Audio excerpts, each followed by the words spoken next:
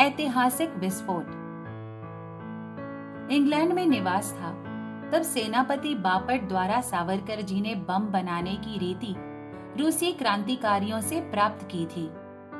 उसकी ब्यौरेवार जानकारी देने वाली साइक्लोस्टाइल पुस्तिका तैयार कर स्थान स्थान पर वहां के क्रांतिकारियों में वितरित की गई।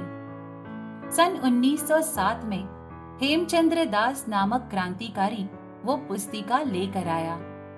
सन 1908 में सेनापति बापट ने भारत में लौट आते ही कोलकाता जाकर बंगाली क्रांतिकारियों को बम विद्या सिखाई।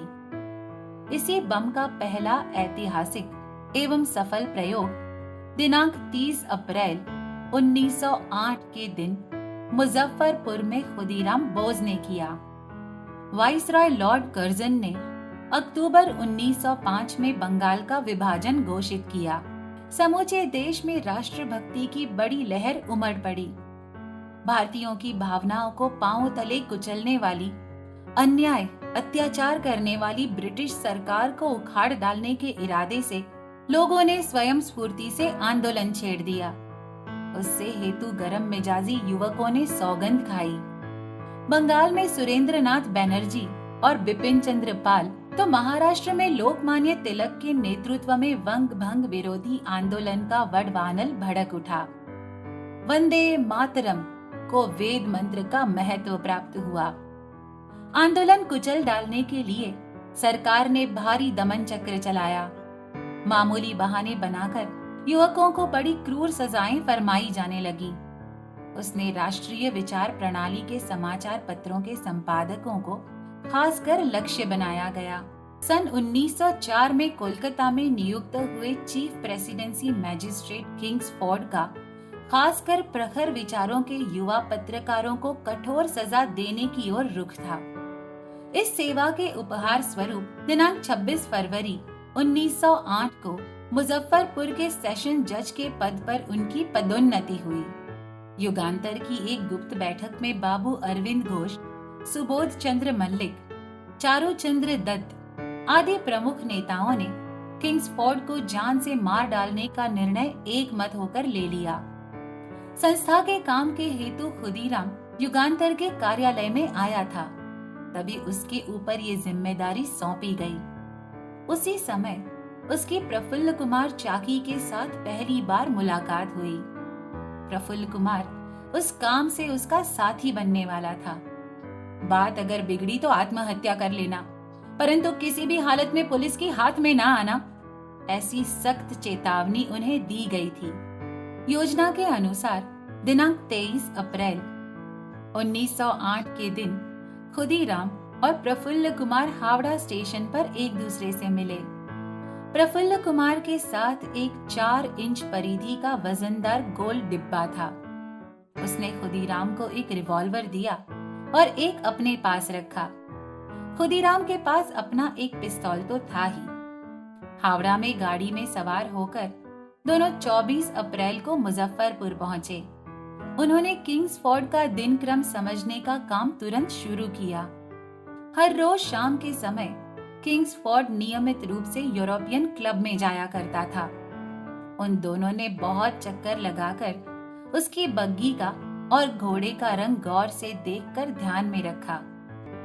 दिनांक 30 अप्रैल 1908 को सूरज ढलने के समय खुदीराम और प्रफुल्ल कुमार निकले।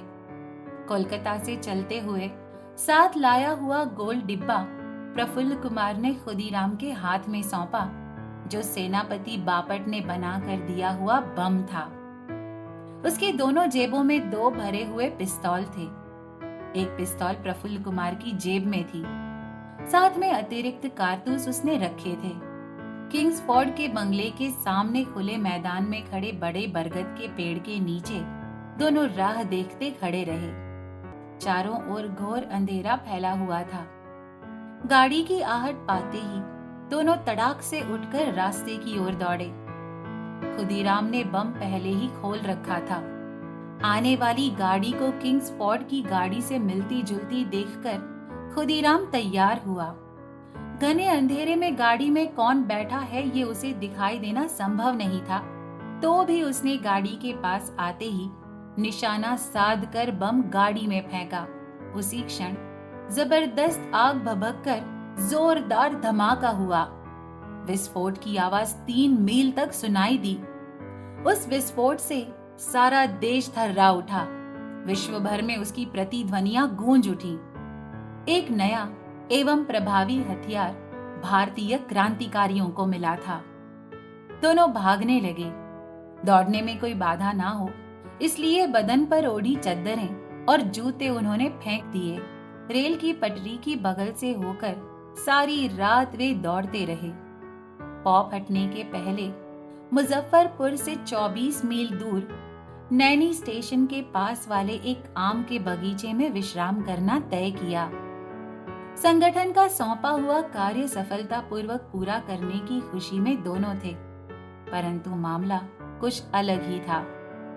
मुजफ्फरपुर के एक वकील मिस्टर प्रिंगले कैनेडी की और किंग्सफोर्ड की गाड़ी किसी हद तक मिलती जुलती ही थी और गाड़ी में उनकी जवान लड़की और पत्नी थी।